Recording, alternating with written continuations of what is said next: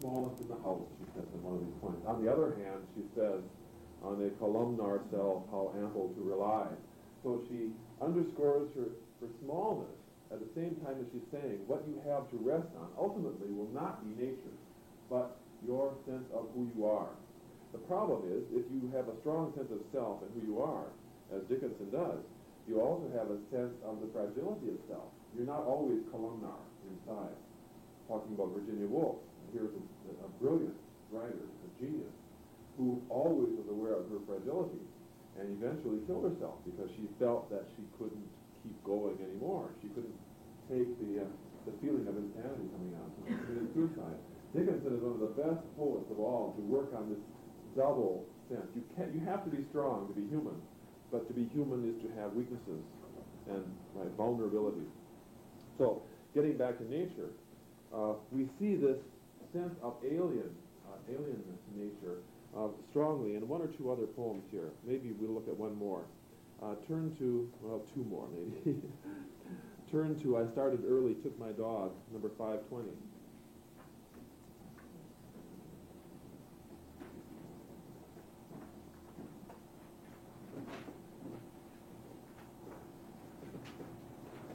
If you have that, I'm not sure whether it's in the ditto sheet that I handed out or not. Now here, in American in particular, but throughout Western literature, the sea is important. And when someone goes down to the sea, you can expect things to happen. In this case, you see Dickinson going out. She did, by the way, have a dog that was one of her closest companions for many years, named Carlo, a great big white dog, if I recall. What number was that? It's number 520. The number. This won't do you any good. These are titles. Oh. But you can have one. You can rearrange yourself and look on those of you who have books. And some of the poems are on ditto sheets. Now mine 520 is actually 3. No, 520 in the parentheses. Yeah. It's on page 128 in this book. I started early, took my dog, and visited the sea. Right? Straightforward. What does the word visit, by the way, though, imply? We don't visit the sea. We go to the beach, right? But she's like a small town woman. Right? My grandma used to go out and visit. I mean, Wednesday would be the day she would visit her friends, right? So we have that quality to the language, as if the sea were somebody you could talk to or chat with. I started early, took my dog, and visited the sea. The mermaids in the basement came out to look at me. And frigates in the upper floors extended hempen hands, presuming me to be a mouse aground upon the sand. But no man moved me, till the tide went past my simple shoes, and past my apron, and my belt, and past my bodice too, and made as he would eat me up, as wholly as a dew upon a dandelion sleeve. And then I started too, and he followed close behind. I felt his silver heel upon my ankle, then my shoes would overflow with pearl, until we met the solid town.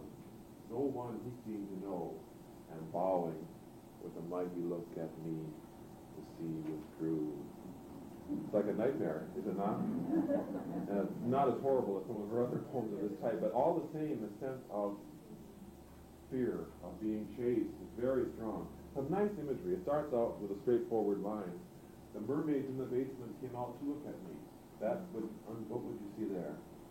There's mythology involved, but also she's strange, right? I mean, you don't go out and see someone you know. You go out to see someone you don't know. So people go to their doors. Who is this? Right?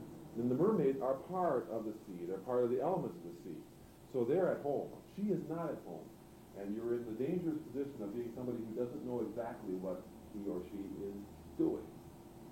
Frigates in the upper floor, extended hempen hands. Neat image, right? That is, the frigates are sunken ships, and the hempen hands, the ropes going like this. This is like Edgar Allan Poe's poem, where everything is going up from the bottom, right? As though it were out to get her, to trap her. Hemp reminds, by the way, of other kinds of ropes too. Presuming me to be a mouse aground upon the sand. It's ships that become aground upon the sand. So they're translating her in some ways in their own terms, in ship-like terms or sea-like terms, see? But, and then this marvelous, strange line, but no man moved me. 1, 2, 3, 4, 5, 6, 7, 8 monosyllabic words. Right? No man moved me. Like, in fact, all major stress words, as though something is going to happen. Okay, right? Nothing can make until, right? I can stand up against people. Right? She can wave grief whole pools of it, she says, but the least push of joy knocks her off her feet. Right? I can stand up against. But then, facing the sea, who becomes a male figure, till the tide went past my simple shoe. What's happening? She's standing there. Yes, and so she turns to run, but the sea is just about as fast as she is, right? And past my apron, past my belt, and past my bodice too, it's going to get her, right? Claim her, she says. And made as he would eat me up. Does she want to be eaten up? No, so she's heading back. And he followed close behind. I felt his silver heel upon my ankle. What are you feeling there? What's the silver? The cold water, the bubbles, right? It's like somebody's this close, right? Stepping on your heel as you're running away. She's trying to get away from it. Until we met the solid town. What saves her? She's home. He's out of place, right? She barely gets away from him. When she gets there, what does he do? With a mighty look, he bows at her and says, you won this battle, my dear. But the next time you fool around with Mother Nature, or in this case, Father Nature, maybe I will win. There's a very nice tension about this poem, right? She wants to be there. She wants familiarity. She wants to visit with nature, right? I knew many of nature's creatures, and they know me. I feel for them a transport of cordiality. That's that visiting idea, right? I will go out and play with the squirrels and the birdies, right? When I die, if I'm dead when the birds come back, what do you do, right? Give the robin a call. I won't be able to thank the robin. You do it. I'll have a granite lip. Remember that poem? Well, the truth is, there is underneath all of this an unease, right? Things are not simple. I just finished teaching Twelfth Night to my Shakespeare class, and it seems for the most part that Twelfth Night is a happy, pleasant love comedy, right? Everybody falls in love with the wrong person, but it all works out in the end, right? Even Viola has a twin brother so that Olivia isn't left alone, and everything just works out fine, except underneath the happiness, you have Malvolio, right? Who doesn't belong, who shouldn't be on Illyria. And Shakespeare knows that there is no such thing as Illyria, where every love romance comes out well. And the characters in the play want to expel Malvolio, don't they? They want to push him out the way you cut off a gangrenous arm or limb. And so when he leaves at the end of the stage, the end of the play, I'll get revenge on you. No, he won't. He's out of place, out of time. And Dickinson has that sense. I know what I would like. I would like nature to be kind and generous and beautiful and lovely and accessible and chatty. No, it's not quite. On the other hand, yes, right? Nature is often just the way you want it to be. So it's funny how it works that way. We've already done Split the Lark. Further in Summer Than the Birds you would like, but we'll skip that. That's in the fall, another fall poem. The Mushroom is the Elf of Plants. You know that one? I'll just read that to you because it's fun to hear. It's a funny poem. And she gets at it. Now, I cannot stand mushrooms, so I always... but I like this poem anyway. She again is looking at the oddity in nature. What mushrooms do, she says, is appear, right? You go to bed one night and you get up to go to work the next morning and there's a mushroom on your lawn. And they do come like that, don't they? They just seem to come out of no place. So she says the mushroom is the elf of plants. At evening, it is not. At morning, in a truffled hat, it stop upon a spot as if it tarried always. And yet its whole career is shorter than a snake's delay, and fleeter than a tear. 'Tis vegetation's juggler, the germ of alibi, doth like a bubble antedate, and like a bubble high. I feel as if the grass was pleased to have it intermit this surreptitious scion of summer's circumspect. Had nature any supple faith, or could she one contemn? Had nature an apostate, that mushroom. It is him, just for fun. And there's not much substance to it. Except she does it. It had nature and apostate. If there ever was a traitor to nature, it would be the mushroom. Why, by the way? She's saying it's God. It's not that it grows everywhere, but that's getting to it. It's what? God property. No, not that either. Deathly poison. Not that either. No, but good guesses, all good guesses. What does the mushroom deny by what the poem is about in mushroomness? What does nature claim? Nature claims cycles, seasons, birth, growth, maturation, death, autumn, winter, spring, summer, right? That is, what nature says is that there is a rhythm and a cycle, a rightness to creation.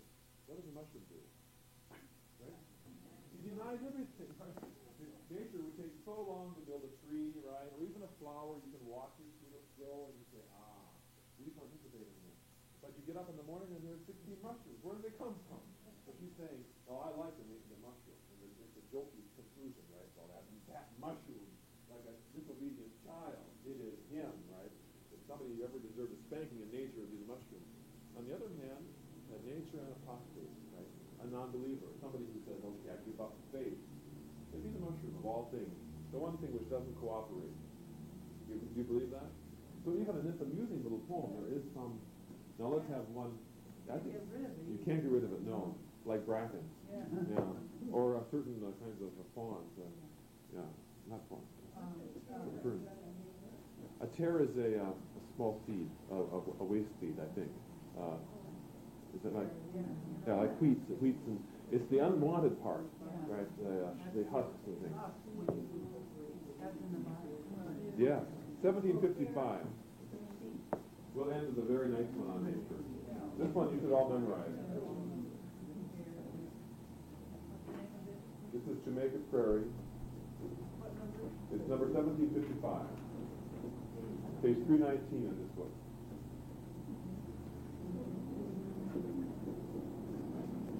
Jamaica Prairie, it takes a clover and one bee. One clover and a bee. And reverie. The reverie alone will do. The bees are few. You can memorize that, can't you? Yes, you should memorize it. It's a lovely little poem. The point, by the way, do you see a connection between this and the first poem we looked at? The poem that starts out, I reckon when I count it all, first poet, then the sun, then summer, then the heaven of God, and then my list is done. But when I look back, I realize that poetry comprehends it all. So I write poets, all. That is, poetry covers all that's valuable to her. You see, equivalent to a nature, right? To make a prairie, take a clover and one bee. And reverie. Well, if you don't have a clover and a bee, reverie is enough. That's poetry. Right? You can have a prairie in the middle of Seattle, right, on December if you want one. You just create it in your head. Reverie is enough. But it's nice. Is one clover and one bee enough? It's a particularly nice image because prairie implies expand. You have to have rule. The one thing you have to have is room, right, to have a prairie. You can't have a prairie in the 1 acre. No. But she says you don't even need that because it's all up here where the important is. Okay. I'm going to stop now and start over as if it were 1 o'clock in the beginning. We've made our way up through nature. A couple of kind of additional points. This is the 1930s edition of the Letters of Emily Dickinson. You recognize yes. Throughout all through the first 40 years or so, every edition of Dickinson's poetry has the Indian pipes on them that Mabel Loomis Todd had drawn for her. I thought I would like it to take just a minute to read to you a letter, one of her letters, so you could hear her writing in her own voice. This is a letter written in October of 1851. Do you know how old she was in October of 1851? Make it 11 and a half. Okay. And if we could get letters like this from her, it makes one despair of one's own talents. It's a marvelous letter. It's to her brother Austin, who she loves. And one reason I like this letter very much is that it is actually it contains her second poem, as far as we know. It is written in prose. She doesn't write it as a poem. And it's a lovely little piece. And if you have the complete poems, it would be number 2. It's not in the final Harlan volume. So here's Emily Dickinson. It's about 2 pages, so it'll take me 3 or 4 minutes, okay? You want to hear a letter? Okay. Friday morning. We are waiting for breakfast, Austin. The meat and potato and a little pan of your favorite brown bread are keeping warm at the fire while Father goes for shavings. While we were eating supper, Mr. Stephen Church rang the doorbell very violently and offered to present us with 3 barrels of shavings. We are much overcome by this act of magnanimity, and Father has gone this morning to claim his proper due. He wore a palm leaf hat and his pantaloons tucked in his boots, and I couldn't help thinking of you as he strode along by the window. I don't think negligee quite becoming to so mighty a man. I had rather a jacket of green and your barn door apparel than all the mock simplicity of a lawyer and a man. The breakfast is so warm, and Pussy is here a-singing, and the tea kettle sings too, as if to see which was loudest, and I am so afraid lest Kitty should be beaten. Yet a shadow falls upon my morning picture. Where is the youth so bold, the bravest of our fold? A seat is empty here. Spectres sit in your chair, and now and then nudge Father with their long, bony elbows. I wish you were here, dear Austin. The dust falls on the bureau of your deserted room, and gay, frivolous spiders spin away in the corners. I don't go there after dark whenever I can help it, for the twilight seems to pause there, and I am half afraid. And if ever I have to go, I hurry with all my might and never look behind me, for I know who I should see. Before next Tuesday, oh, before the coming stage, will I not brighten and brush it and open the long closed blinds, and with a sweeping broom will I not bring each spider down from its home so high, and tell it may come back again when master has gone? And oh, I will bid it to be a tardy spider, to tarry on the way. And I will think my eye is fuller than sometimes, though why I cannot tell, when it shall rap on the window and come to live again. I am so happy when I know how soon you are coming that I put away my sewing and go out in the yard to think. I have tried to delay the frosts. I have coaxed the fading flowers. I thought I could detain a few of the crimson leaves until you had smiled upon them, but their companions called them, and they cannot stay away. You will find the blue hills, Austin, with the autumnal shadows silently sleeping on them, and there will be a glory lingering around the day, so you'll know autumn has been here. And the setting sun will tell you if you don't get home till evening. I thank you for such a long letter, and yet if I might choose, the next should be a longer. I think a letter just about 3 days long would make me happier than any other kind of one. If you please, dated at Boston. But thanks be to our Father, you may conclude it here. Everything has changed since my other letter. The doors are shut this morning, and all the kitchen wall is covered with chilly flies who are trying to warm themselves. Poor things, they do not understand that there are no summer mornings remaining to them and me. And they have a bewildered air which is really very droll. Didn't one feel sorry for them? You would say it was a gloomy morning if you were sitting here. The frost has been severe, and the few lingering leaves seem anxious to be going and wrap their faded cloaks more closely about them, as if to shield them from the chilly northeast wind. The earth looks like some poor old lady who by dint of pains has bloomed e'en till now, yet in a forgetful moment a few silver hairs from out her cap come stealing, and she tucks them back so hastily and thinks nobody sees. The cows are going to pasture, and little boys with their hands in their pockets are whistling to try to keep warm. Don't think that the sky will frown so the day when you come home. She will smile and look happy and be full of sunshine then. And even should she frown upon her child returning, there is another sky, ever serene and fair, and there is another sunshine, though it be darkness there. Never mind faded forests, Austin. Never mind silent fields. Here is a little forest, whose leaf is ever green. Here is a brighter garden where not a frost has been. In its unfading flowers, I hear the bright bee hum. Prithee, my brother, into my garden come. Your very affectionate sister. It's It's terribly depressing to think somebody wrote that at the age of 11. Right? So you write home, "Dear Dad, please send money. Love, Gary." How are you? I am fine. Did you hear the poem at the end? It's a lovely piece. I'll read it to you again as a poem. It starts right in the middle of a sentence. The sentence begins talking about nature being so cold. She will smile and look happy and be full of sunshine then, and even should she frown upon her child returning, comma, there is another sky, ever serene and bare, and there is another sunshine, there will be darkness there. Never mind. Now watch. That's a couplet. You hear that couplet? And then you get an interesting two unrhymed lines. Never mind faded forest, Austin.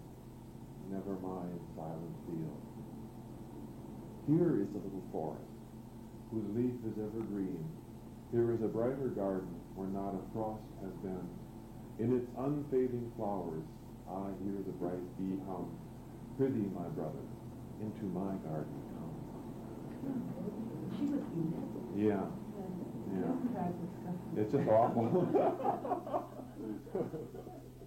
Well, was she a genius? Of course she was a genius. This reminds me that, there are other letters here that I would read to you if I had the time. The other point, I wanted to give you sort of an academic dissertation, a short one, on some of the problems in reading Dickinson manuscripts and making them work. Dickinson's young handwriting was very readable. School script. In fact, I think in here here's a good example of what even that, it's not wonderful, I guess, but it's legible. This is my handwriting as a young girl. Yeah, there's nice even lines. They were trained to be, right. And they were trained to compose letters, by the way, so that what we just read would be an example of hard work. And she sat down and worked on that. It wasn't done off the bat. But as she grew older, her manuscripts got harder and harder to read, and some of the latter years are nearly illegible. And as I mentioned last week, for the most part, what she did when she finished a poem was make a fair copy of it, and then tie them together in little packets. So the Dickinson manuscripts were discovered, many of them already in their final form. One of the consequences of the first editing was that her compilation of the poems was broken up. The editors of the books that I showed you last week, the first editions, rearranged them into groups, very much as I have done here on the yellow sheet. So what scholars are trying to do now is find out whether she meant anything. When she put a packet of poems together, did she mean those poems to be read the way Leaves of Grass is supposed to be read as a unit? Do they know what order do they? Yes, many of them were kept originally, but others were not. In the process of editing, some were kept apart, separated. Some were not finished in final form anyway. So we have a lot of Dickinson manuscripts that are partly written, half written. You'll have an example of a Dickinson poem, and then you'll have a word with an asterisk, and then a list of 10 words. She hadn't made up her mind which one. She never finished them. So for scholars, this is a major problem. What word do you choose? And she obviously hasn't said which one she wants. One of the most famous of the Dickinson lines is the one about I taste a nectar never brewed. I taste a liquor never brewed from tankard scooped in pearl, right? Where she talks about being drunk on nature. Remember that one? It's a lovely poem. And she says at the end, well, saints to windows run, right? Till seraphs swing their snowy hats and saints to windows run. Remember the last line? To see the little tippler leaning against she's OD'd on nectar, on plants. And it's this great image of this little lady she's a complete alcoholic of nature. And that marvelous last line, do you see the little tippler leaning against the sun? Well, that was one of her rejected alternatives. The one that is pretty clear that she chose as the last verse was, to see the little tippler from man's vanilla come. Homer nods, right? She picked the wrong one. Well, her editors decided that they liked leaning against the sun better, and they were absolutely right. I think history has pretty much agreed to that. You can see some of the problems. Now, it's not me who's giving you this lecture, by the way. It's Bill Mashett, right? I'm just sitting in on Mashett's territory. He has been working with Dickinson manuscripts for about 8 years, re-editing them according to new principles that are different from the principles in the Johnson manuscript. And Bill argues a good case that he has established some qualitative rules that will improve what we have on Dickinson. So it's a pity he's not here to argue the case. I can't do it for him. An interesting project all the same. Well, I thought what I would do is show you an example of one of the problems. Two problems. One was intentional. Mabel Loomis Todd didn't care for Sue, for example. And the poems that were written to Sue, especially one called One Sister Have I in the House, another one next door, was violently crossed out by somebody and then cut in two and torn. But because on the other side of it were some poems that she wanted to retain, and Todd did not want to destroy anything. One Sister Have I in the House was available in other manuscripts. But it resulted in the poems being separated and being lost, and then sometimes you had pieces of paper. And so one of the consequences was here's a piece of paper. You see Dickinson had two stanzas, right, with a line between them. And the question was, for the editors, well, where did these go? What did they belong to? You see? And they solved the problem by including them in a packet and having them appear as the final stanzas in poem 433, I believe. Do you look at 433? 443. And if you know this poem or read it, you say, wait a minute, it does end awfully strange. Now I'll read the poem to you and stop. Because what R.W. Franklin discovered was that those two stanzas don't belong there. And so in your book you should put a line after the proper conclusion, and then I'll tell you what his solution was, which is a valid one. This is, by the way, before it's been destroyed by the inaccurate placement of those two stanzas, is a very powerful poem. I tie my hat, I crease my shawl, life's little duties do precisely, as the very least were infinite to me. I put new blossoms in the glass and throw the old away. I push a petal from my gown that anchored there. I weigh the time 'twill be till 6 o'clock. I have so much to do, and yet existence some way back stopped, struck my ticking through. We cannot put ourselves away as a completed man or woman when the errand's done we came to flesh upon. There may be miles on miles of naught, of actions sicker far, to simulate his stinging work, to cover what we are from science, or from surgery, two telescopic eyes to bear on us unshaded, for their sake, not for ours. End of poem. Cross out. That is the end of the poem.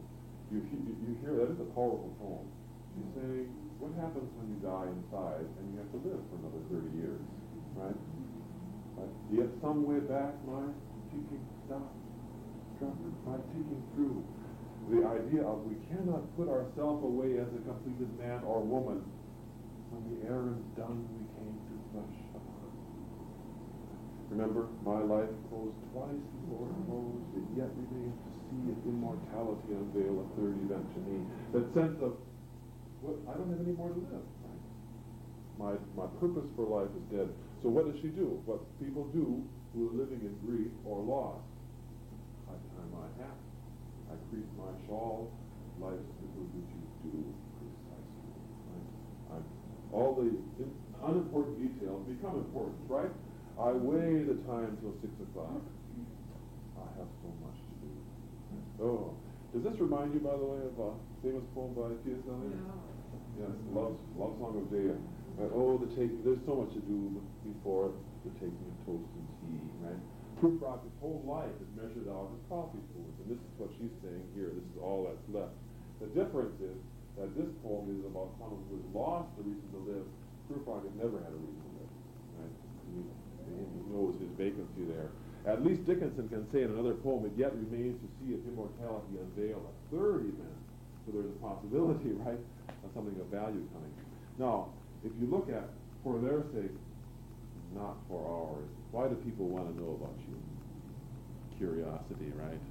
For their own interest. They don't really know. 'Twould start them. We could tremble, but since we got a bomb, what? It really doesn't work. Well, these are actually the last lines of poem 1712, which is not in Final Harvest, but is in the full version. And so, just to show you, give you the example of how that sounds. This is a poem, A Pit But Heaven Over It.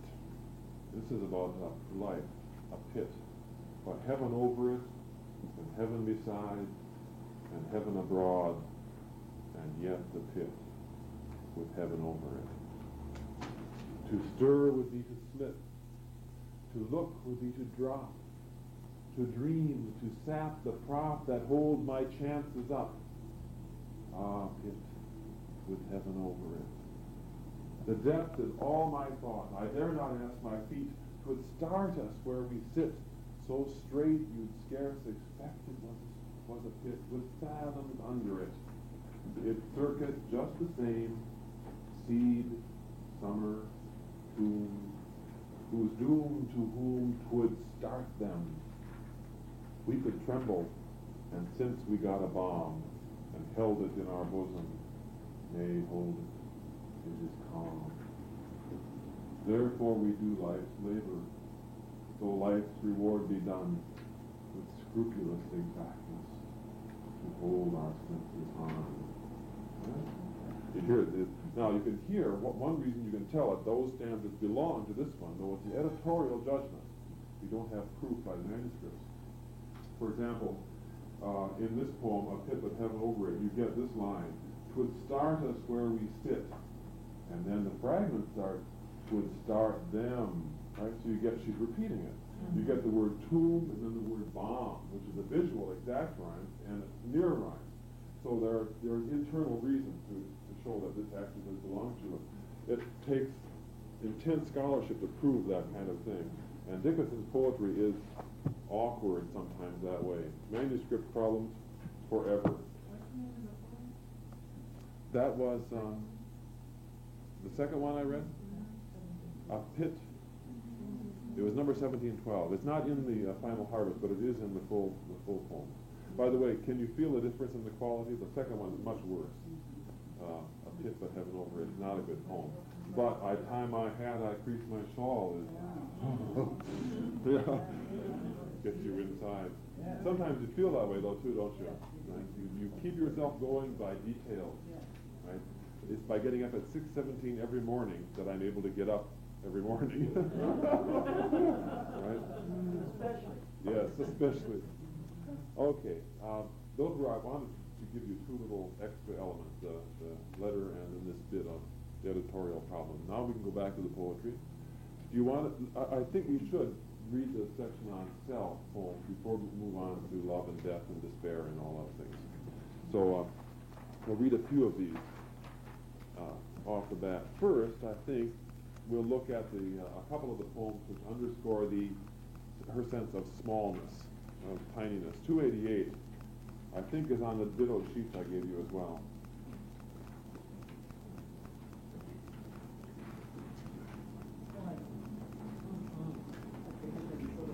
She has a strong sense of humor, as you can see if you know this poem. I'm nobody. Who are you? Are you nobody too? Then there's a pair of us. Don't tell. They'd advertise, you know. How dreary to be somebody. How public, like a frog. To tell one's name the livelong June to an admiring bog. Right? Is that right? This always raises that issue of, does she want to be famous? Does she want to be famous? Well, this poem would say it's tiresome to work for it, after all, right? I mean, who wants to be somebody? I'm nobody. Who are you? Are you nobody too? Then there's a pair of us. There is a sense of sneaky comradeship in that stanza, right? Well, we'll stick together, us nobodies. Don't tell. They'd advertise, you know. What does she mean by they'd advertise? It doesn't mean put it in the newspaper advertising. Tell everybody. They tell everybody.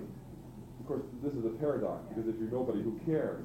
But she's saying, in a sense, I am important, and to be nobody is to be somebody, right? Because the whole world would say, there goes nobody, there and her friend, right?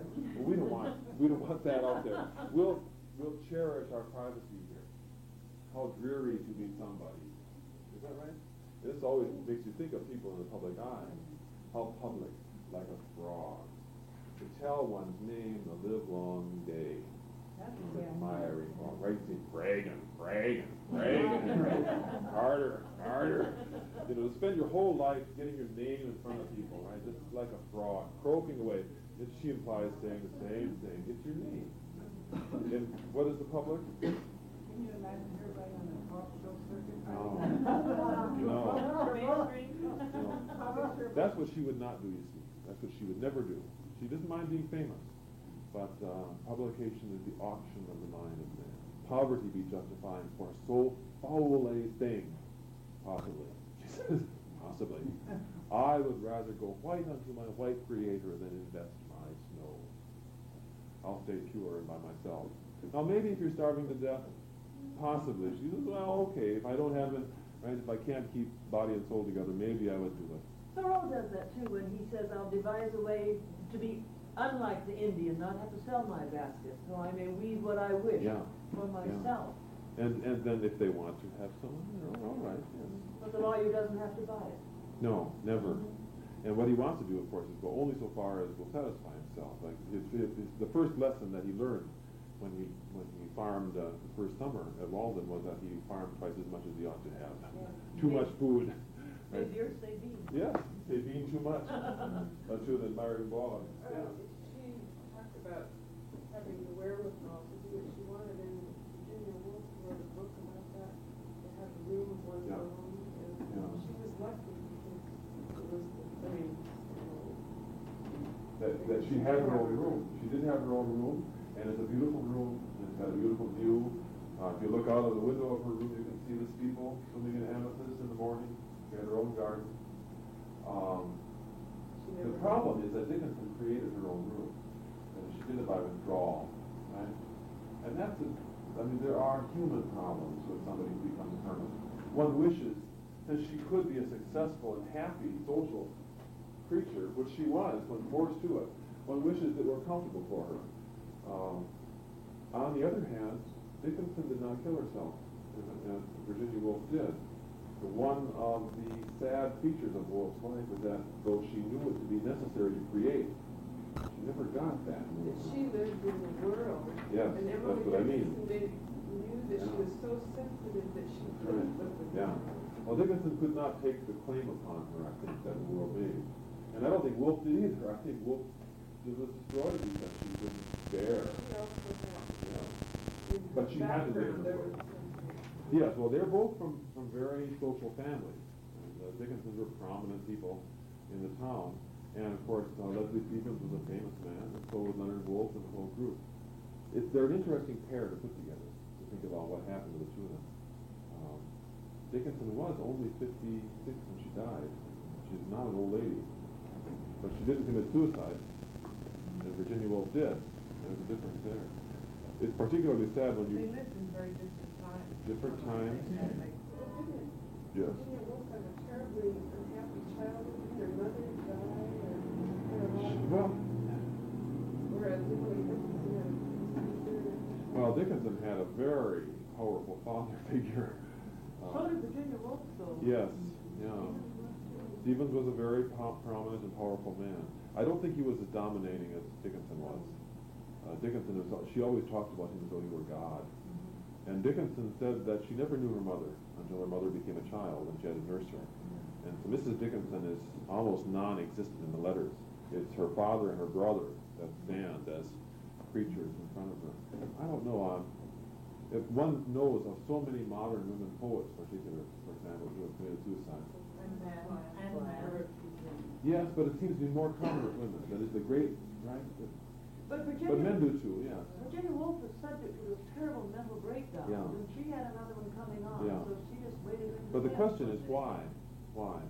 The war, I think, for one, according to your diary, is that really? No, but why was she subject to them? I mean, what we're working on is, Dickinson withdrew to protect herself, right? I mean, she withdrew from society and said, I will create my own room, my own world, and I will keep the world out there. And Virginia Woolf was not allowed to find that kind of withdrawal.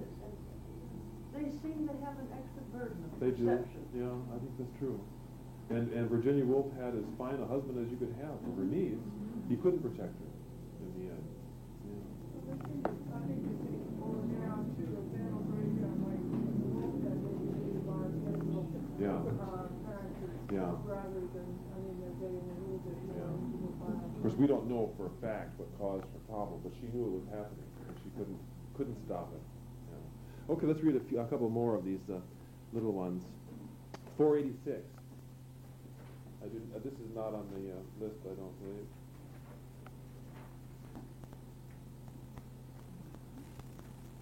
I was the slightest in the house.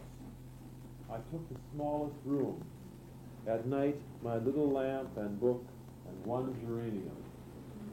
So stationed I could catch the mint that never ceased to fall, and just my basket. Let me think. I'm sure that this was all. I never spoke unless addressed, and then 'twas brief and low. I could not bear to live aloud. The racket shamed me so, and if it had not been so far, and anyone I knew were going, I had often thought how noteless I could die. That's a very humble poem, as you can see, as she talked about herself. I took the minimum required for life, right? And if it were possible for someone to go along with me, I could just dissolve, right? When she did die, her last letter was a 2-word note to her cousins. The night before she died, she wrote a note to her cousins that said, "Little cousins, called back, Emily." Right? Called back, which is on her tombstone, by the way, if you see it. But it has that sense of casualness, right? Oops, sorry. Got a phone call this morning, I have to go back to Wisconsin. But she's going where? She was willing to see herself in this light. And the idea of being the smallest, the slightest in the house, the smallest room, my little lamp, one geranium, right? I never spoke unless addressed. That's what a good child in Victorian days knew. You don't speak unless an adult invites you to. But when she does, it's brief, low, right? She keeps her place. Now, if you know Dickinson's voice in her poems, you know that the one thing she does not have is a low, right, quiet, a punished kind of voice. She's very strong. In fact, she can't stand people who are delicate and super sensitive. You know, this lovely little poem, 401, for example, just as a contrast to that. Look at the voice of this one. What soft, cherubic creatures these gentle women are. One would as soon assault a plush or violate a star. Such dimity convictions, a horror so refined of freckled human nature, of deity ashamed. It's such a common glory, a fisherman's degree. Redemption, brittle lady, be so ashamed of thee. There's the school teacher, right, saying, the day will come, right? You see what she says these people are ashamed of? Can you guess from the lines? Freckles, yes. These people are so... Now, in her day, a refined woman would never show her skin to the sun, right? They always wore hats. The fairest skin was the best. And a sign of your gentility was that you never had a tan or a freckle as a result. A woman who had freckles or a tan was a farm wife, right? People who couldn't avoid it. Or, she says here, fisherman's degree. She does not like people who are genteel. She thinks that's... And what she's saying is that if you are fearful of that, you're fearful of yourself. I mean, that is a natural state, right? So, what soft, cherubic creatures. Cherub is such a nice word because you get the image of these nice soft pink things. I mean, she's seen all the religious drawings too, right? Nice, soft, delicate, but creature is the word, right? These gentle women are. One would as soon assault a plush. You know what a plush is? What's a plush?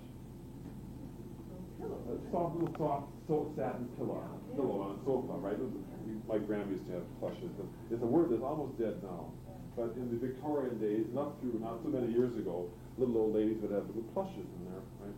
And she says, it's just like you take this little satin pillow and just pound it, it violates or violate a star.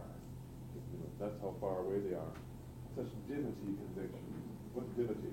It's a very delicate, yes. Yeah. Spring, light. What's a dimity conviction? It's a thin, light, unimportant. But this is where they base their lives, right, on gentleness.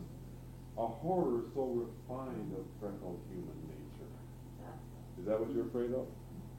Of deity ashamed. In other words, if you are ashamed of freckles, but it's freckled human nature, the spots we all have on our insides, right?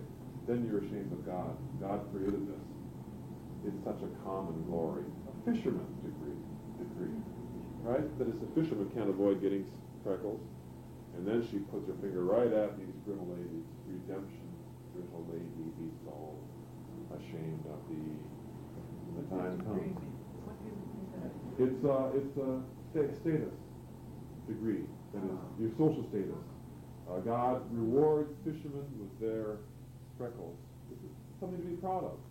It's like a blacksmith being ashamed of calluses. Yeah, I mean, the sign of your honest work. Christ chose a fisherman as one of his apostles. That's right. I hadn't thought about that. Yeah, but that would work as well. Sure. But she's saying, for them, yes, you can't go through life fastidious. Right? Now, what a contrast between that and the poem we just looked at, right? How was this smallest in the house? Her usual voice is a voice of great strength. I mean, she's not something to be pushed on. We'll see that in just a minute. She was out in the garden. I don't know if she had freckles herself. Just watching the bird on the wall. Yeah, right. Turn to 12:14 now. We'll see a shift. Boy, it's a little one. Oh, look at 12:12. I didn't do it last week, but we're talking about power of words. A word is dead when it is said. Some say, I say, it just begins to live that day. Right? That's another one of the poetry poems.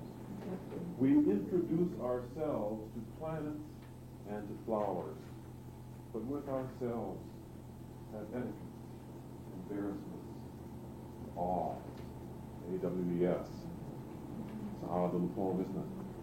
Now she's making a transition. She says, there's something about us that makes it possible for us to walk up to planets and say, hello, I'm Gary. Right?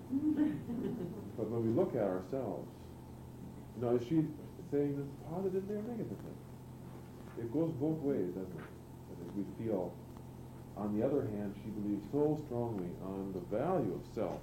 If you cannot respect yourself, your inner soul, if you don't have strength, then you can't be a human being. Right? At the same time, we're fearful of that. And this poem it doesn't do it well. It's not a good.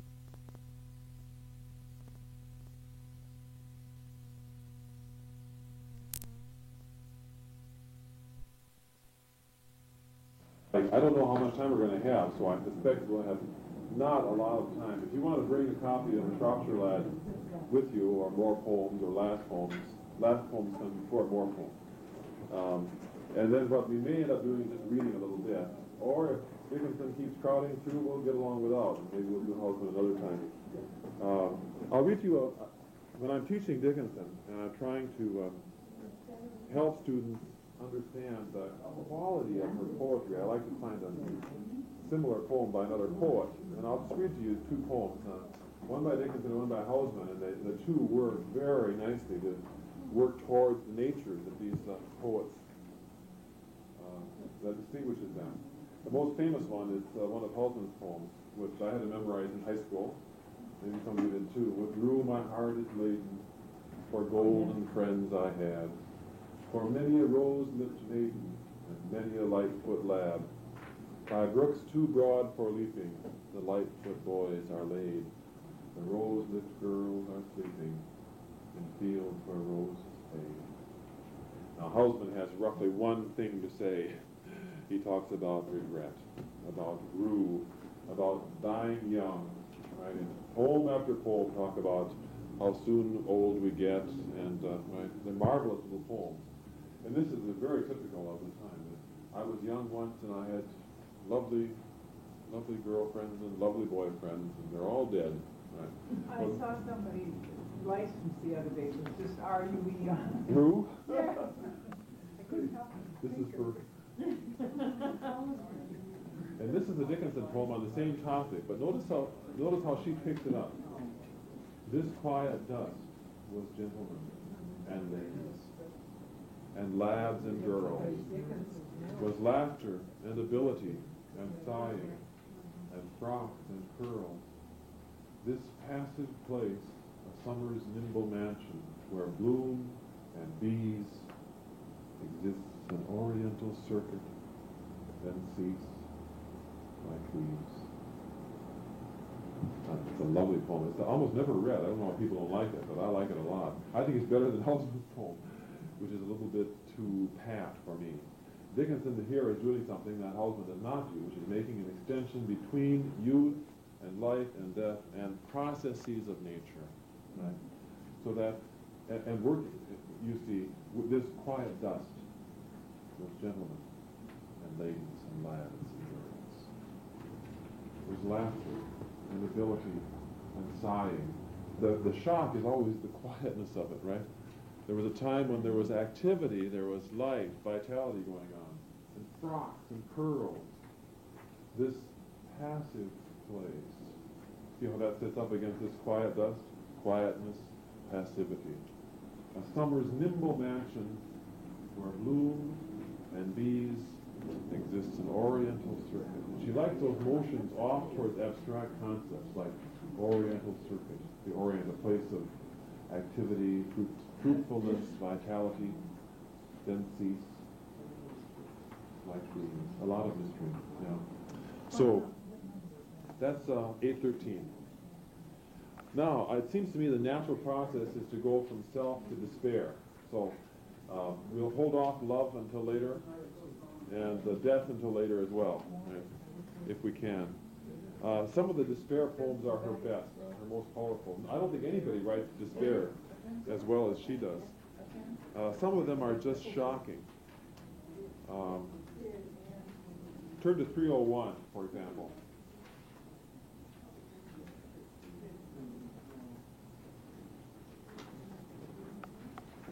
What do you think of this? This is a series of logical attempts to logicize it out. I reason, earth is short, and anguish absolute, and many hurt. But what of that? I reason we could die. The best vitality cannot excel decay. But what of that? I reason that in heaven somehow it will be even, some new equation given. But what of that? Left, right there. The opening stanzas address sort of traditional responses to life, right? Earth is short, and anguish absolute, and many hurt. What do you do with that fact, right? I mean, how do you come to terms with these awful truths? I reason we could die. The best vitality cannot excel decay, right? You start dying the moment you're born. It's all downhill from there. Huh? But what of that? The process of the poem is to set unsolvable facts against a refrain. And then you get the traditional answer of the church, right? That is, the church traditionally solves these problems, doesn't it? The problems of life. There are answers in faith and religion. And so she says, I reason that in heaven, somehow, it will be even. Then the traditional response to these, well, there's misery and evil. What do we do? How does it? Well, it's what the minister says, the priest says, right? God will explain. In the long run, it works out, right? And there are reasons for it, but we can't know them. So she goes after that. Somehow in heaven it will be even. Some new equation given. What of that? I mean, what good does it do? So here you see that motion towards despair. If you can say that to the answers, the consolation that the church has given you, right? What do you do with it? And the poem ends, shifting the refrain, you see, applying it traditionally in two ways, but traditionally people do not say that to the religious comfort, right? They say instead, thank you, now I understand, I accept, I believe. But her response is, what of that? What's that got to do with the fact that I'm living right here amidst this? It's not a nice question. It's not a pleasant situation. But this is not a poem which moves you into despair. It sort of makes you go like this, as if she's sort of slapping you in the face and saying, wake up. What happens with that? Let's look at a couple of others of this type. 376.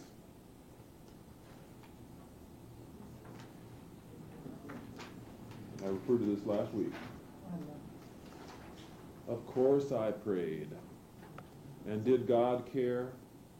He cared as much as on the air a bird had stamped her foot and cried, give me. My reason, life, I had not had but for yourself. 'Twere better charity to leave me in the atom's tomb, merry and naught and gay and numb than this smart misery. Okay, there's again. People say, you don't feel good? Pray. Right? God will help you. And her answer is that the opening line is a response to the traditional consolation, right? Of course I prayed. You can feel the frustration, right, that she has. Oh, what do you think I am that I never thought of that, she's saying, right? Of course I did. And what good did it do, right? And did God care? He cared, and there's the tendency on her part to minimize herself, you see, that he cared as if a bird had stamped her foot. Now, this goes right up against everybody in her day would know it, and many in our day. The Bible's saying that not a sparrow falls, right, but that God doesn't see it. Right? Not a flower dies, but that God is there to sympathize and to offer consolation. But she says, she turns it inside out. It's just as if some bird had said, like a child, right? Gimme, gimme, gimme, gimme. She says, give me, quotation marks. But then the next two lines, which are a little bit odd, my reason, life, that is, why are you appealing to God? She says, because I'm alive, right? I would not have, I had not had, but for yourself. What she's saying, you created me, right? Better to leave me an atom, right? Molecules, merry and naught and gay and numb, than to create life, which is this, and then that awful last line, smart misery. It's not just misery, it's the sting, right? That smarting every day that won't go away. You can dissolve in misery, okay, I mean, but constantly, right? Hitting you. She doesn't like that. She's good at these kind of poems. I don't feel despair when I read them, but I understand what despair is, I think, more. Turn to 338. Now, I want you to remember that she also has some marvelous devotional poems as well. She's not anti-God entirely, but she has some doubts about it. I know that he exists. This is the God that she's prayed to. She believes there is a God, but he doesn't seem to listen, right? I know that he exists somewhere in silence. He has hid his rare life from our gross eyes. 'Tis an instant's play, 'tis a fond ambush, just to make bliss earn her own surprise. But should the play prove piercing earnest, should the glee glaze in death's stiff stare, would not the fun look too expensive? Would not the jest have crawled too far? Let's see, you have to read this again to get the meaning of it. She's saying God's playing this nice little game, right? He's not going to listen to us. He wants to surprise us when we die. So we die and say, here you are in heaven, wow! Right? It's God's little joke. But she says, what if it isn't a joke, right? What if it isn't a joke? I mean, what, isn't it really too much suffering? after all, too many years of pain for the sake of the pleasure of the joke? I don't want him in silence, right? I want him here. I know that this poem opens up well and ends poorly, which is often the case with her poems. The opening stanza is very strong. I know that he exists somewhere in silence. He has hid his rare life from our low sides. What is life? Well, what's going to happen? 'Tis an instant's play, 'tis a fond ambush, just to make bliss earn her own surprise. And bliss is paradise or heaven. Make it worth it, right? Surprise! Here's bliss. But should the play prove piercing earnest, should the glee glaze in death's stiff stare, would not the fun look too expensive? Would not the jest have crawled too far? See, she's not sure that it's worth the idea of God over there. Dickinson is, if you think of her in the terms of her own time, she's writing out of many decades of Puritan Jehovah Christianity. And the God, when she talks about Christ, she speaks very strongly in terms of Christ's love. Right? For example, I don't know if I read this to you last week. I know it's early on. 153. Did I read this to you? Dust is the only secret? I don't think I did I? Dust is the only secret. Death, the only one you cannot find out all about in his native town. Nobody knew his father, never was a boy, hadn't any playmates or early history, industrious, laconic, punctual, sedate, bold as a brigand, stiller than a fleet, builds like a bird, too. Christ robs the nest, robin after robin, smuggling to rest. Just the opposite. Right? Death is the one in charge here, right? He is the one you can't grab onto. Everybody else has a history, a past. Where were you born? When you were raised? What are his traits? And death goes about building his nest, right? Taking each one of us to have us for good, right? You see? Industrious, laconic, punctual, sedate. How does he do it? Death builds his kingdom, builds like a bird too, twig by twig. But just as he's doing it, what happens? Christ robs the nest, robin after robin, smuggling to rest. See, she's almost always very positive about Christ, very negative about Jehovah, that is about the God of judgment, the God of distance. She wants her God close. She wants smuggled to rest is what she wants, right? She doesn't want games playing with this business. You hear the difference in her poetry very strongly. I like that poem a lot, the idea of Christ sneaking in there and just sneaking it away. Should remind you of a very famous poem by John Donne. Yes, be not proud. For some have called thee mighty and dreadful, thou art not so, right? God or Christ will, Yes, thou shalt you die. shall die. And this is the same thing Sure. in modern or 19th century terms. Let's give you another, turn over to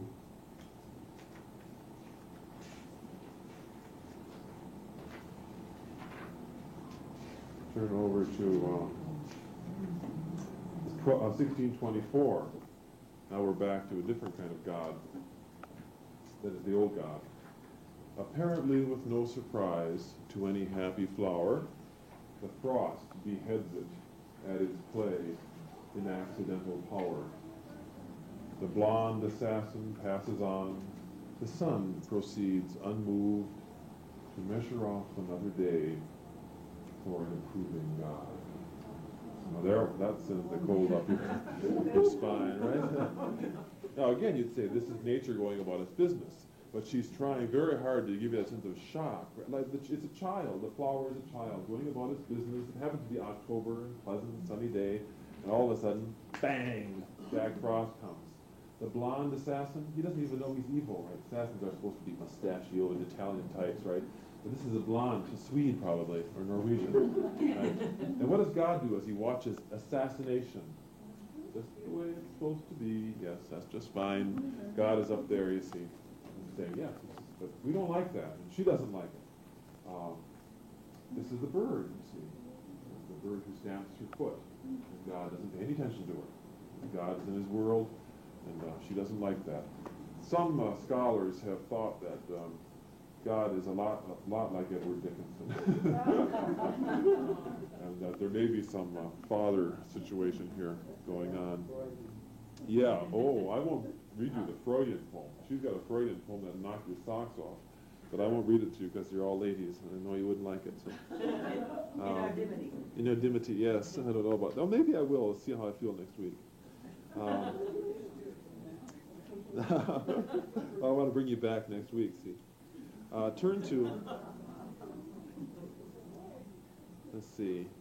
Let's get a little bit more serious with some of these.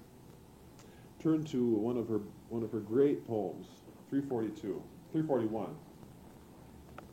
If this, you could argue a good case that this is her finest poem, and one of the most. You know the poem? Yes. After great pain, a formal feeling comes. The nerves sit ceremonious, like tombs. The stiff heart questions, was it he that bore? But yesterday, or centuries before, the feet mechanical go round, of ground, or air, or off, a wooden way, regardless grown, quartz content, like a stone. This is the hour of lead, remembered if outlived, as freezing persons recollect the snow, first chill, then stupor, then letting go. It's a very strong poem. This is an attempt to recreate what happens inside of you, as she says, after great pain. Most of us, I think, would attach this to grief, to death. What happens when you are shocked by mortality? And you have to keep on going.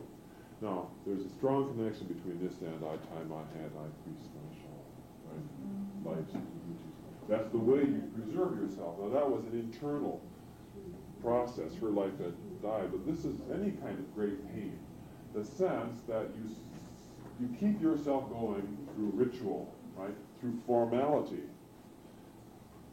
Let's run through it. After great pain, a formal feeling comes. Is that true, by the way, from your own experience? Yes, right. You don't relax, and formality is control, is it not? The nerves sit ceremonious, like tombs. The image is to be the image of an old-fashioned cemetery, right, with all the family tombs sitting there. Now, a couple of qualities. One is death, obviously. It's a very mortal image. But also it's stone-like, since tombs are stone, and the sense of being laden inside with weight, quartz, right, or lead is to be very strong in this poem. You've got that, but something else that shows is that this is the time when the nerves are visible, right? That you can feel them. You are on edge all the time and controlling yourself, holding yourself back. So the nerves, which ordinarily are relaxed in part of life, after great pain are there, just waiting to be touched, right? Waiting to be. There's lots of qualities in the words in that line.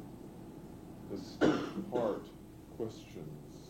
Now, stiff is like from crying, frozen, right? Worn out, muscular, stretched too much, right? Broken heart, mended. You can think of all kinds of images that attach to that. But it's stiff also in the sense of what else? Stiff upper lip, right? Holding yourself back. Formality, right? All of that going there. Was it he that bore? Even yesterday, or centuries before. What's the he, the reference here? Christ. Yes, that's right. Christ suffered for mankind, right? And as you go, did he do it? Why am I suffering? And when did he do it? When did he do it? Yesterday, or was it 2,000 years ago? And was it any good? That I hurt so much now. And so she turns to the processes of life. This is the internal. But the rest of you, the feet, mechanical, go around. You can see, right? Going through the processes of living. But what are they going on? Of ground. Well, yes, we know they, but for the person who's doing it, or air, or anything ought means, God knows. The body goes about its business, right? You shave every morning whether you want to shave or not. And I imagine you get up in grief and you shave your face, don't you? A wooden way, instead of human, you see, instead of alive, regardless, grown, a quartz contentment, like a stone. This is not this kind of grief, right? It's not wailing and gnashing of teeth and tearing hair and clothes. No, this is, well, she's taking it very well, isn't she? Right? She's always been in control of things. It's fine, not nice. But, and then this marvelous last stanza. This is the hour of life. The heaviest remembered, if outlived. Can you live through it? Yeah. As freezing persons recollect the snow, there's chill and stupor, then letting go. It's a marvelous poem, a wonderful poem. Let's try a couple others. I like that one very much.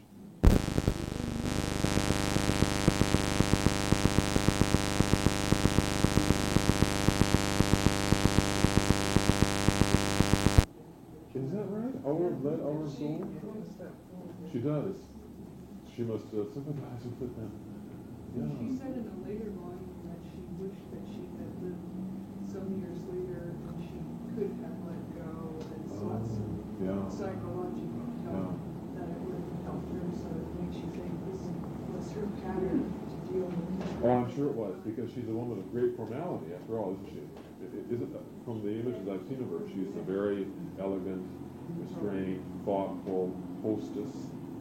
Yes, it must have been terrible for her. Let's shift over to I measure every grief I meet. That's in here, isn't it? 561.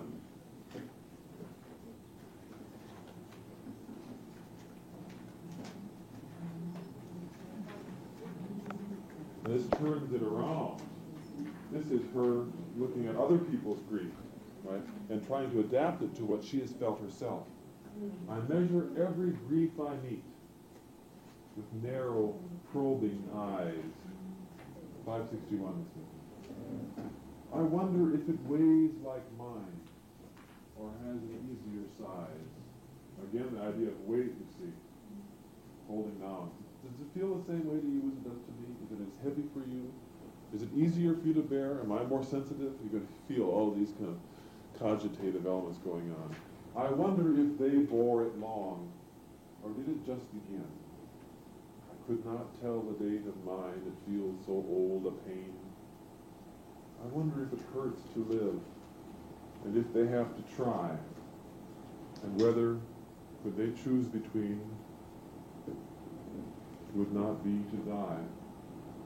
I note that some, gone patient, long, at length renew their smile, an imitation of a light that has so little oil. I wonder if when years have piled some thousands on the harm that hurt them early, such a lapse could give them any balm, or would they go on aching still through centuries of nerve, enlightened to larger pain in contrast with the love. The grieved are many, I am told. There is the various cause. Death is but one, and comes but once, and only nails the eyes. There's grief of want and grief of cold, a sort they call despair. There's banishment from native eyes in sight of native air. And though I may not guess the kind correctly, Yet to me a piercing comfort it affords in passing Calvary to note the fashions of the cross and how they're mostly worn, still fascinated to presume that some are like my own. Interesting poem. I don't want to take time to read it, it's too long a poem to analyze closely, but you can feel that what she's doing is recognizing both the individuality of grief, right? It's not death. I mean, after all, death is just, as she says, nailing the eyes. Very, very seldom is death for Dickinson a major human experience. It is experience she's fascinated with because she can imagine it, and so she has lots of poems on it. But very seldom for her is it something horrendous. It is much worse being alive than being dead in many ways, on many days. And she's recognizing here that that's only one of the reasons why people grieve. Others are, she says, grief of want and grief of cold. So they call despair. That's terrible. Much worse than death. Banished, and then there's banishment from native eyes and sight of native air. Lovely two lines, isn't it? And she says, ultimately what I do is note the fashions of it. And there's that woman's eye, that new dress, new fur. But for her, people carry their grief as though they're carrying a new hat, new gloves. What does it mean? And ultimately, is it the same as mine? Is there common? Here you see that tendency on her part. I'm nobody, who are you? Are you nobody too? Have you experienced this as well? Is there somebody who shares what I am feeling? There's a poignancy there because there's a suspicion as you read these poems that she did not find somebody who shared, but the desire to find companionship was there. I don't know about that. Let me see now if I want to continue moving around. 1601 for a very painful poem. No, it's not the one I'm thinking of. Skip it.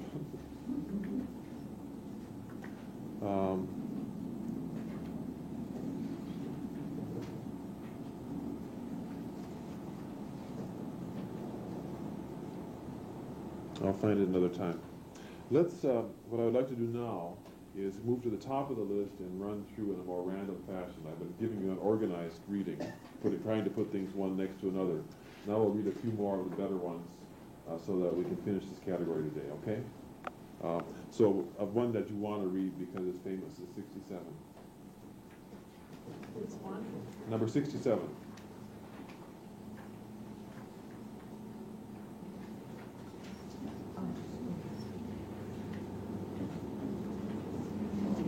There are so many poems I didn't put on this list that I wish you would do. Can I read you a short nature poem that I figured just happened to turn to? I like this one a lot. 89 is the page over. Some things that fly there be. You know this one? Number 89.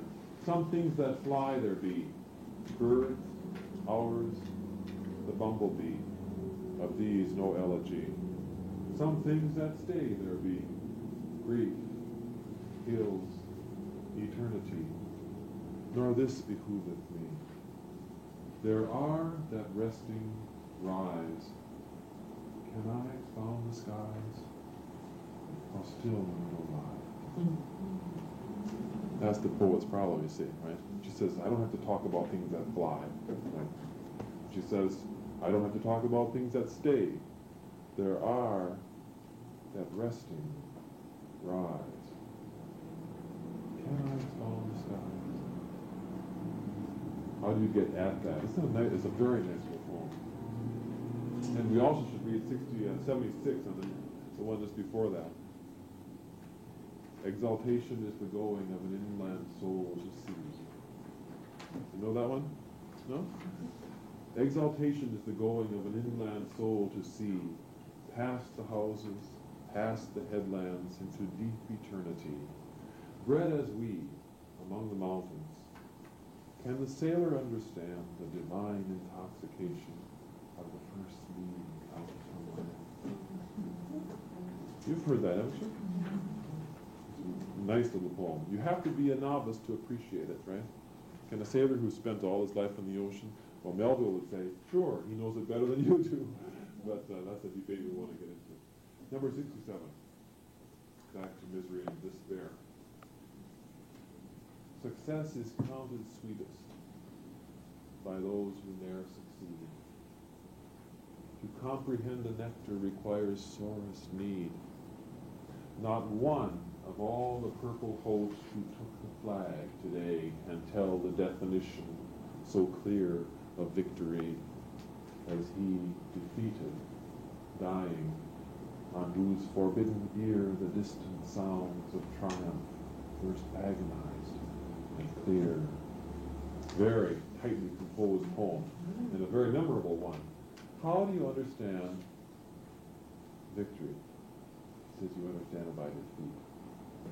Not one of all the purple host who took the flag today. Take the flag means win the other enemy's flag. They're over there rejoicing, having their beers, right? Thinking, victory is sweet. He says, the one who understands, the one who's lying in the field, dying, and hears the distant sounds, first agonized and clear. That's how you understand success. Success is counted sweetest by those who ne'er succeed. It's Like not the Rose Bowl game coaches. Yes, like Bo Schembechler after 13 losses, he understands what it means to win. And you can't really be upset about him winning eventually. It's an old idea, of course, that you can't understand love if you don't understand hate, right? You can't understand generosity if you have no taste or understanding of what it is to be ungenerous or acquisitive, right? And she's turning that around. So the problem with a poem like this is that it's not new. She's uttering an old truth, but she utters it so well. Right? And it is a nice poem, easy to remember. Pardon? Really nice one of Lincoln. Yes. Yeah. Lincoln had a fine understanding of this idea. He was punished for years and years. 193. For another sad one here.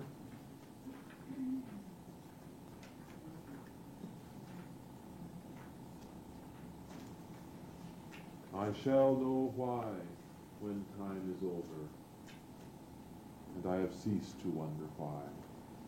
Christ will explain each separate anguish in the fair schoolroom of the sky. He will tell me what Peter promised, and I, for wonder at his woe, I shall forget the drop of anguish that scalds me now. That scalds me now. There's that despair, you see. Then everybody says it will all work out in the end, in the long run, right? Christ will explain each separate anguish in the schoolroom of the sky. It will all work out. Just have faith, Emily. Have faith. He will tell me what Peter promised, right? And I will forget because of his anguish and what he did. The drop of anguish that scalds me now. And then she repeats it. It's often that repetition that does you in, does it not? That scalds me now. The repetition is the reinforcement. She is in pain now, and it's the now pain that you deal with. And faith doesn't work. You see, the opposite page? Faith is a fine invention when gentlemen can see, but microscopes are prudent in an emergency. That is, if you can see all the way through, it's great. But if you can't see, right? What if all you have is faith? It doesn't do you any good. You better have a tool to help you out. Is that true? I don't know. Here's a nice one, 252.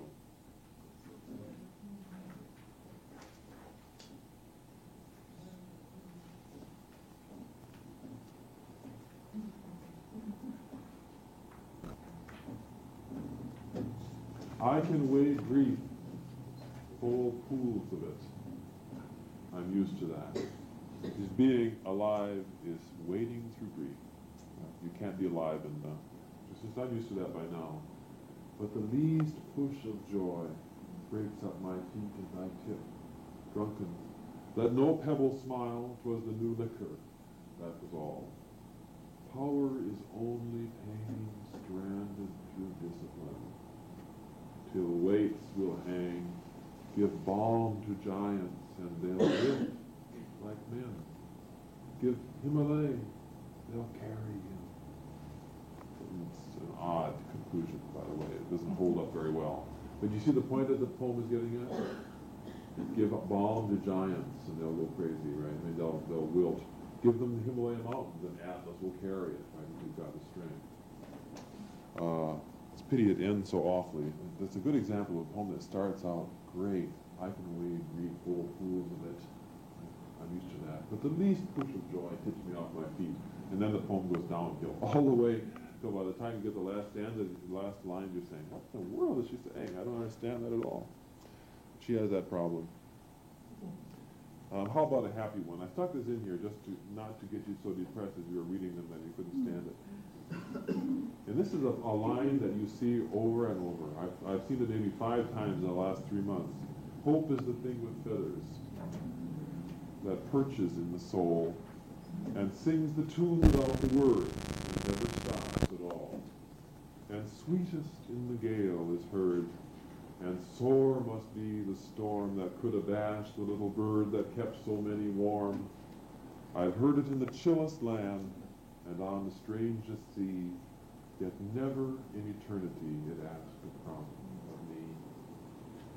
I put that in there because all the other poems are so depressing. I thought I'll just throw one in here as you're reading depression. She says it's, by the way, not considered a very good poem. It's too easy a poem, right? She's not really saying very much. And also, what is the problem with it in terms of power? I think you're catching it right off the bat. Just hope is a thing with feathers that perches in the soul. Is that all hope is? A little bird that sits there and kind of feeds you. It doesn't have power the way despair has power, right?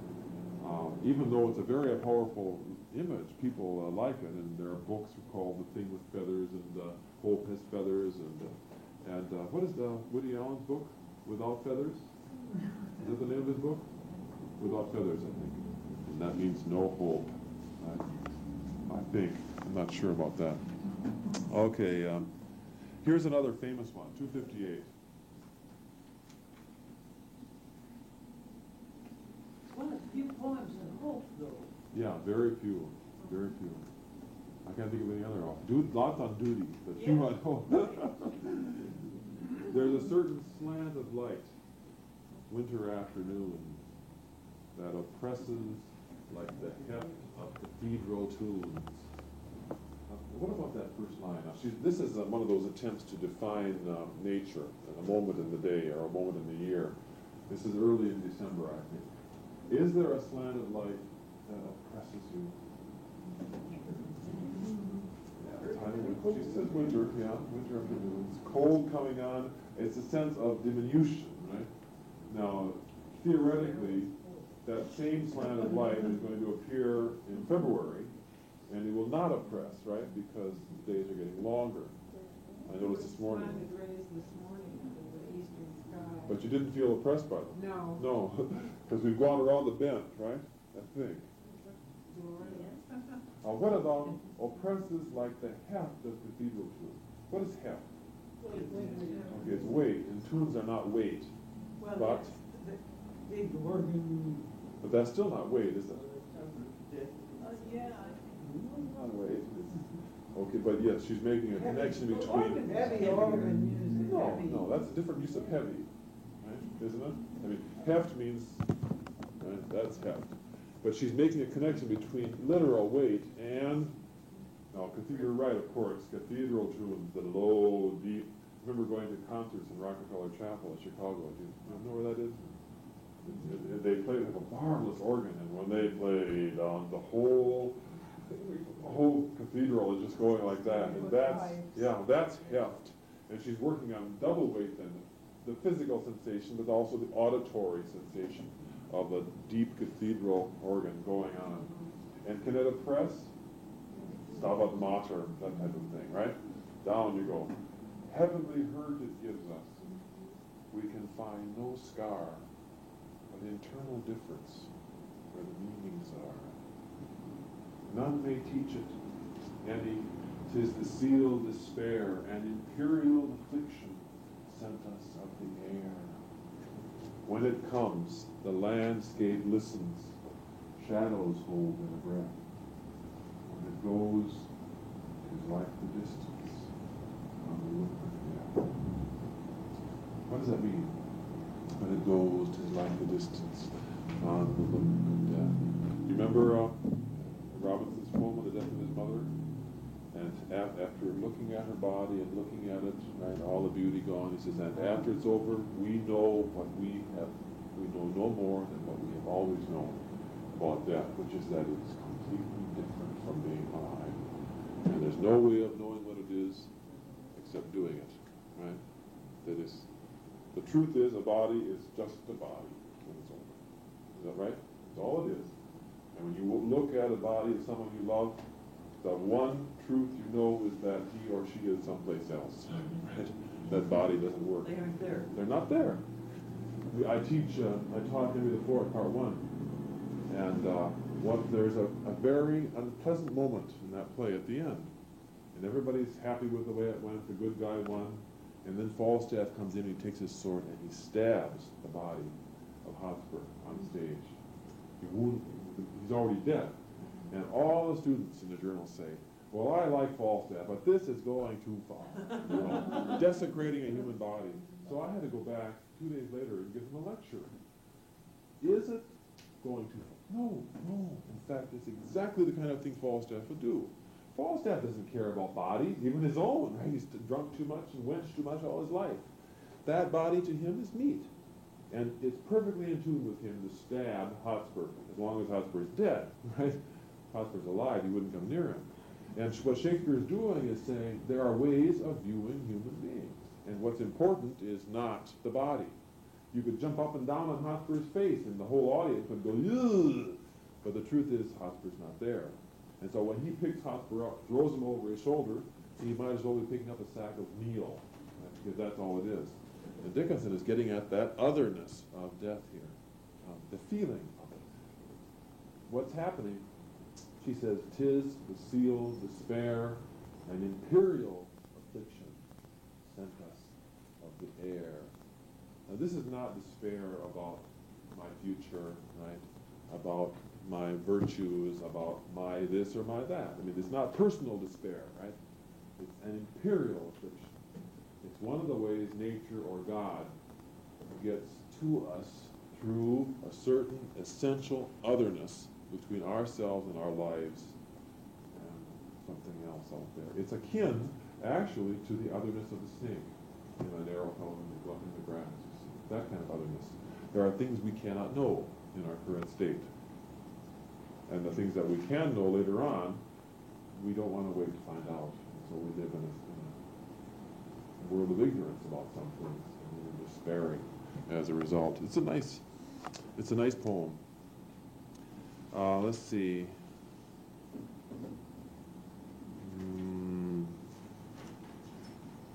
510.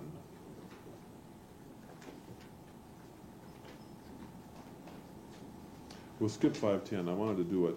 Try 609 instead.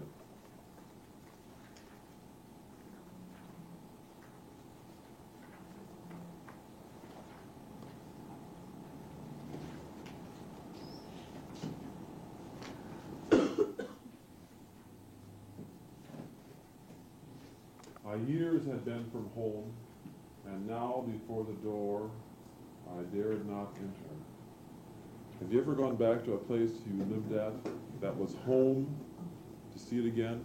You know, this is a poem where she imagines that going back, standing in front of the door where she was raised. She herself never literally did, by the way, go that far away, but she can imagine. And now before the door I dared not enter, lest a face I never saw before stare stolid into mine, and ask my business there.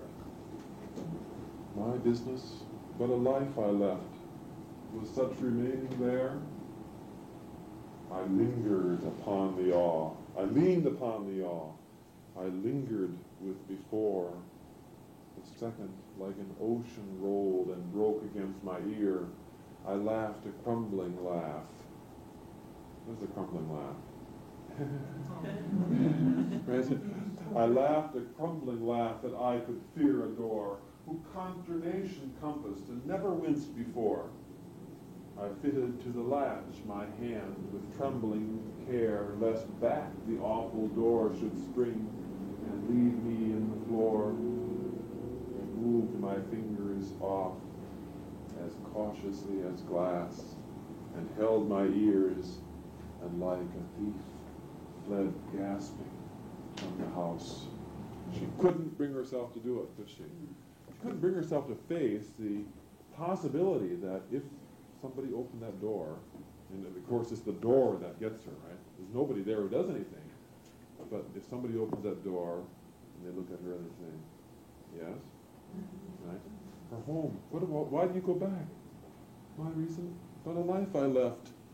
I was raised here. This is my home. It's a nice home. Fear, you see. I lingered with before. What's that mean? It means that she's thinking about the past. Yes, right, the past.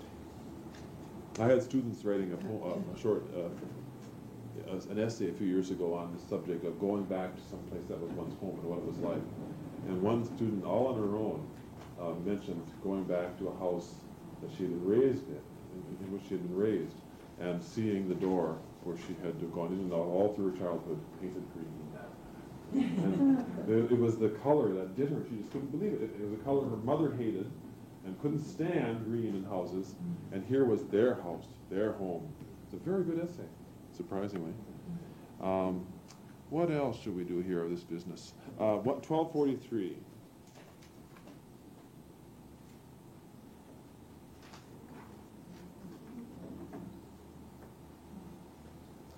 No, we'll skip that one. You haven't done any of the love poems. No, I haven't, not yet. Maybe we should make a transition and read a couple love poems so we end happily, shall we? Let's end happily today. We'll pick up love and death next week.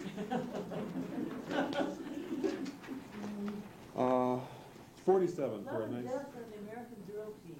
drill team? Remember that book No. by Jessamine West? No. Yeah, one of her first books. Love and Death and the American Drill Team. Here's a poem that my female students memorized. I've had several of them after I read it to them come up and tell me afterwards they liked it. It's not a very complex poem, but it's a delightful poem, and it somehow appeals to 20-year-old women.